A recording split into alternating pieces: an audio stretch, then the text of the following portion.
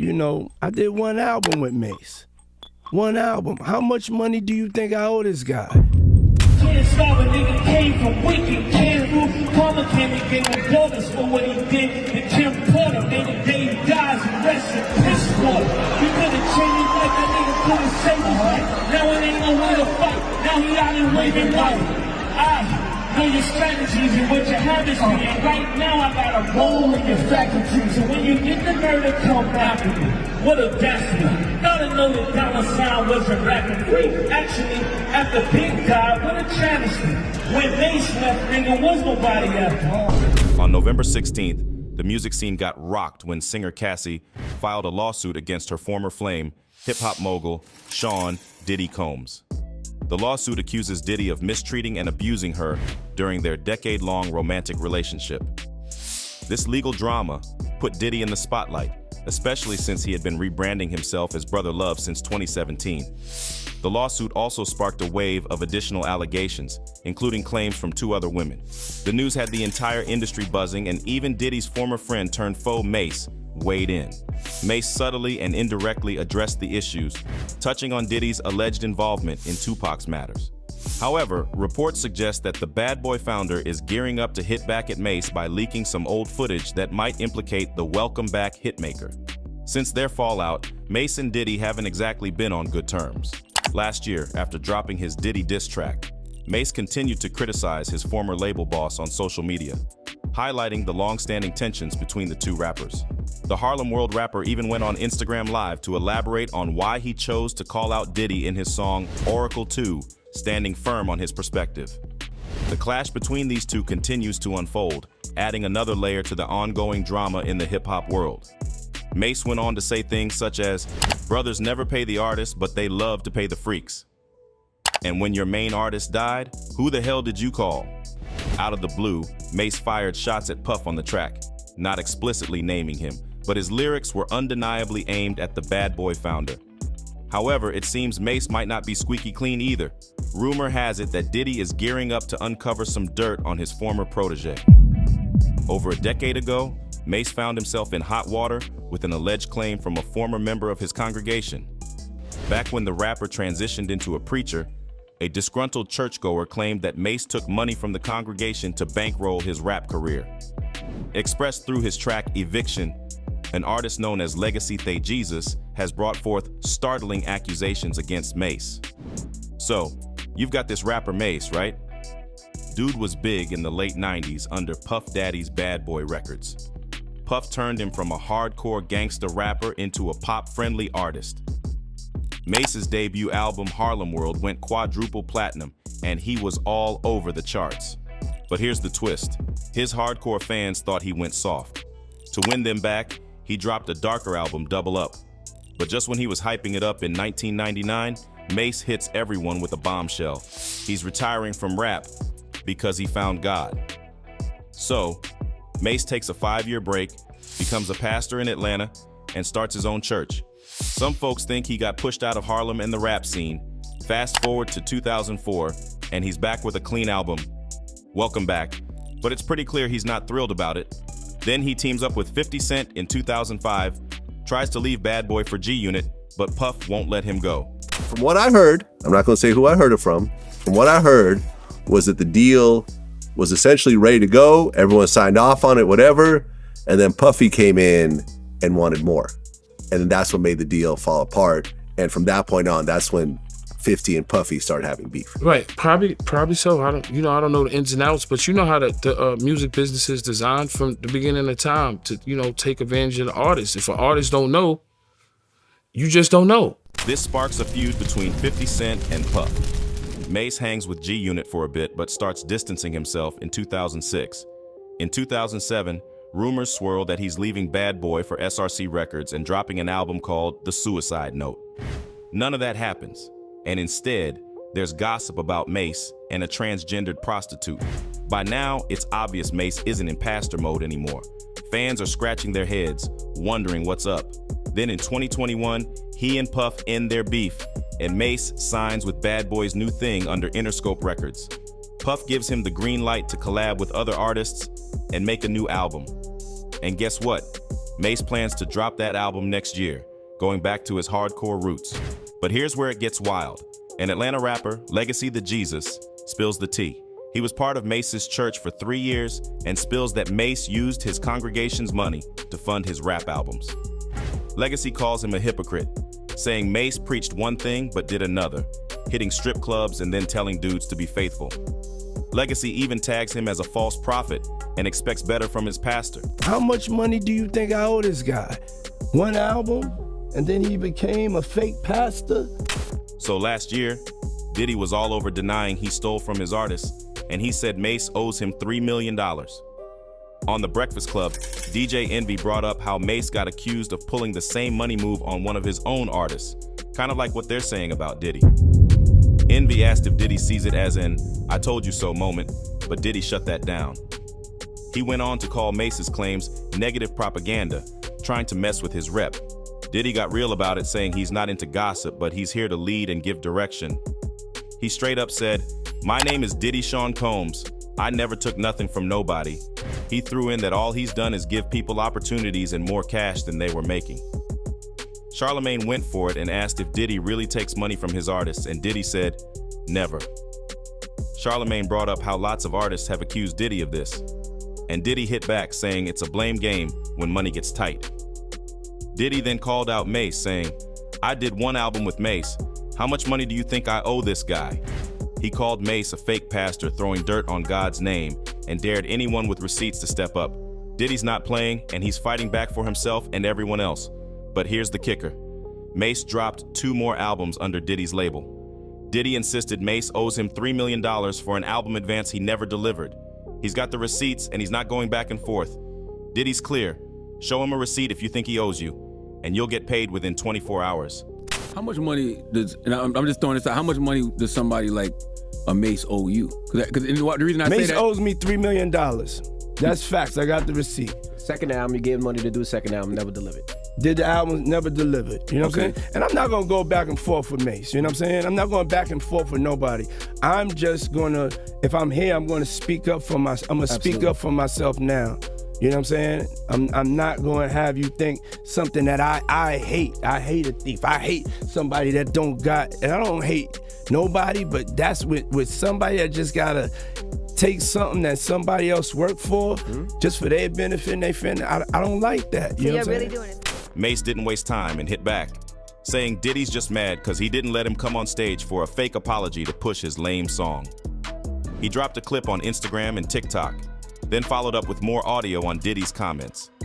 Mace went all in, calling out Diddy's mom, Janice Combs, and throwing shade about everything being in her name. He scoffed at Diddy talking about receipts and said, "Let's start with your mother." Mace got personal, highlighting how artists who could back him up aren't around. Biggie, Craig Mack, Black Rob all gone. He claimed they signed paperwork, and he's the only one with the guts not to. Mace reminded everyone that all money ain't good money. Yo, how dare this nigga talking about he want receipts? Let's start with your mother, nigga. Your mother got the receipts, nigga. Everything is in your mother's name. That's the one who got the receipts, nigga. You need more proof, nigga? Biggie ain't here, so Big can't give you no receipts. He dead. Craig Mack can't give you receipts. He dead. What are you talking about? Who else? Black Rob can't give you receipts. He dead. And everybody else you made sign paperwork so they can't talk about what I'm talking about. I'm the only one with the guts. You're not signing it, nigga, because I ain't need the money. Back in 2021, Mace officially became the pastor of Gathering Oasis Church in Atlanta, switching gears from the music scene where he famously left in 1999 to become a minister. His last official single was Nothing in 2014. He hit the stage for a Bad Boy tribute in January 2020, but the brotherly love didn't seem to last too long. Gathering Oasis Church welcomed Mace on board after a smooth transition from their former pastor, Cornelius Lindsay. They thanked Lindsay on Facebook, and Mace expressed his excitement about the new gig, encouraging folks to expect great things from God in 2021. But let's not forget, Mace isn't just picking fights with Diddy, he's got beef with other big-name rappers too. Back in September 2020, Mace threw some words at Kanye West, who seemed to mock him in his 2010 song, Devil in a New Dress. Mace highlighted that when he decided to focus on his faith, Kanye was going through a similar faith-focused phase with Sunday services and gospel albums. Mase reminded Kanye that the system and mindset he's fighting against today once used Kanye to shame him for leaving that very system. Mase called for a public apology from Kanye for implying that Mase's decision to follow God at the peak of his career was a mistake. Rapper Cameron also had some words for Mase's ministry, calling him a con in 2017. Cam posted a clip from a documentary suggesting Mase was a false teacher, trying to run a con on his followers. Cam brought this to fans' attention, adding some mocking remarks and imitating Mase's style in an Instagram Live address. Earlier that year, Cam had a different perspective on Mase's move to become a pastor, suggesting Mase did it to escape violence and fame, saying Mase thought, "They can't beef with me if I'm in church." Before this post, Cam teased a response to Mase's diss track, The Oracle, where Mase claimed Cam slept with his own sister. Cam denied having a sister, saying if there was one, it would be Mase's. He emphasized doing what you must, but he's just getting his deserved recognition. The ongoing beef between Mase and Puffy has been going on longer than expected. In January 2020, Diddy attended the Grammy Awards and addressed various issues in his speech, calling for more diversity in the music industry. In the great words of Erykah Badu, we are artists and we are sensitive about our We are passionate. But most of us, this is all we got. This is our only hope. Truth be told, hip-hop has never been respected by the Grammys. Diddy didn't hold back in a speech at the Grammys, addressing the lack of respect for hip-hop in the industry and calling for transparency among artists. While many appreciated the speech, Mase took personal offense not because he disagreed, but because he felt Diddy didn't practice what he preached. Mase, once part of Diddy's Bad Boy Records, publicly aired his grievances on Instagram on January 31st, 2020. In his post, Mase highlighted past business issues, feeling robbed and unfairly compensated.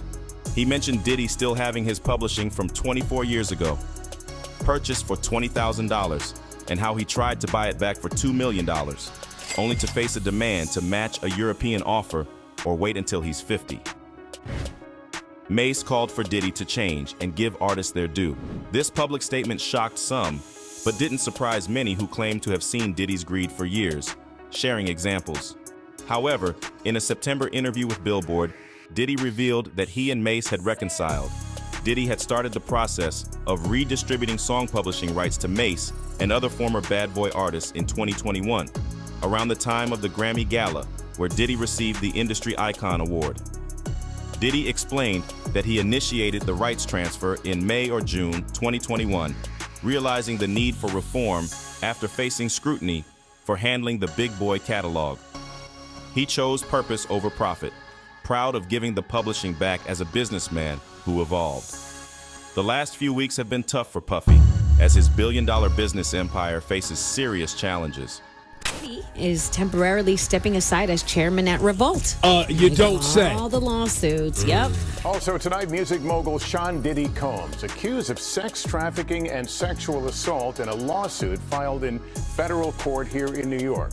Shawn Diddy Combs is denying allegations of rape, physical abuse, and sex trafficking by his ex-girlfriend, R&B star Cassie Ventura, in a disturbing new lawsuit. Welcome back. Music mogul Shawn Diddy Combs is facing new allegations of sexual assault. This time, a woman claims the rapper drugged and sexually assaulted her in New York City back in 1991. The mogul, worth an estimated $1 billion, is dealing with multiple assault allegations, leading some companies to distance themselves from him. 3 women have sued Diddy for assault and abuse in November, causing repercussions for his various ventures. Despite being one of the wealthiest hip-hop performers with a diverse business portfolio, including a record label, drinks company, and TV station, recent allegations have led to setbacks. Diddy has been dropped by a private school he helped open, stepped back from his role as chairman of TV company Revolt, and had his clothing brand phased out. Business experts warn that this could be just the beginning of troubles for the mogul. With an estimated net worth of $1 billion, Diddy is a major player in the industry. Through his umbrella company Combs Global, he has partnerships generating over $90 million annually. However, as allegations emerge, some of his business partners are reconsidering their associations with him. Despite being described as one of the most successful entrepreneurs and cultural icons, Diddy's reputation and business interests are under scrutiny. 18 brands have severed ties with Empower Global. Annette Nyao from House of Takura and Annette Azen from Nudie System are among those who pulled out, taking the allegations seriously and refusing to tolerate such behavior. Leonard Greer from No One Clothiers and Ashley Goodalock from Suri have also cut ties, emphasizing the clash between the accusations and their values of respect for everyone. It seems Diddy's empire is facing serious challenges, with brands distancing themselves. Haby Berry, the founder of Fulaba, a high-end jewelry brand, has exited, emphasizing her commitment to empowering women. Some brands have already disappeared from the site, signaling a rapid decline for Empower Global after Diddy's Big July launch. Despite Diddy's initial excitement investing over $20 million, the fallout is undeniable. Brands are leaving, questioning their association with Diddy amid the serious allegations.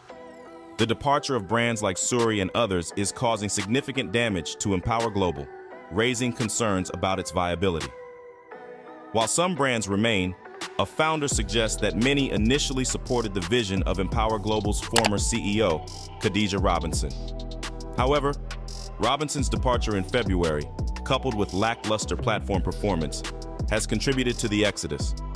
Rebecca Allen, founder of the footwear company named after herself, was already planning to part ways due to mediocre sales, and the allegations hastened her decision. The subscription-based Empower Global charges sellers $35 monthly with a 10% cut of sales. Some brands claim the platform didn't boost sales as expected. Not all brands are abandoning ship, but the fallout is evident. Despite the controversies, Diddy denies all allegations, settling with Cassie without admitting guilt. The heat is not only affecting Empower Global, but also Diddy's association with liquor giant Diageo, creating a broader brand disaster. Smaller brands, though not as prominent as Diageo, stress the importance of brand management.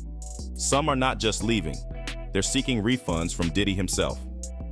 Stephen Goudeau, behind the luxury fashion label bearing his name, is not only walking away but demanding a full refund, delivering a significant blow to Diddy's ventures. Diddy founded the record label Bad Boy in 1992, working with notable figures in hip-hop. He expanded his business ventures to include a drinks company, Combs Spirits, and engaged in partnerships with major beverage companies. However, allegations and legal disputes have affected his standing in the industry, leading to severed ties with some partners. While Diddy has faced setbacks, such as the school cutting ties and Diageo ending partnerships, he has also been involved in philanthropy, supporting the Capital Preparatory Charter School. As the tangled web of controversies weaves through Diddy's empire, it's clear that the fallout extends beyond his business ventures. The rift with former collaborator Mace adds another layer to the drama, revealing a strained professional relationship marked by financial disputes and conflicting values. I can't blame Puff for this because I can't say he's doing it, but I can't say he's not. So if you look at the people who hate on me, right? They're from Revolt shows. Who run Revolt? The people that had the biggest problems with Mace and write the craziest stuff about Mace come from Revolt. Who run Revolt? I'm still asking y'all because everything people keep doing, I'm like, why do they keep tripping on me? It's almost like they want me to be something that's gonna be detrimental to them, because it's not gonna be detrimental to me. Damn. So answer that though, since we really talking. Diddy run Revolt. Yeah, he run Revolt. Right. So when I hit him up and I say, yo, you got people every time they trying to discredit my name, you don't think that block me from other deals? You don't think that block me from other monies? You don't think that does something to my livelihood? Is you being blackballed right now? Not now, because I've reached a place where I'm just gonna say it. I get so much money outside of music. While Mace accuses Diddy of financial improprieties, Diddy vehemently denies any wrongdoing, asserting that he has always provided opportunities and support to artists. The clash between the two not only underscores the complexities of the music industry, but also raises questions about loyalty, integrity, and the blurred lines between business and personal relationships. The allegations of sexual abuse against Diddy further complicate the narrative, with brands distancing themselves from his Empower Global platform. As accusations pile up, the once thriving business mogul finds himself entangled in legal battles, facing the potential unraveling of a billion-dollar empire. In the midst of this turmoil, it's not just Diddy's business ventures that are under scrutiny. It's his reputation, his legacy, and the intricate dance between power and accountability. As the saga unfolds, only time will reveal the true impact on Diddy's empire and whether the echoes of discord will resonate through the corridors of hip-hop history.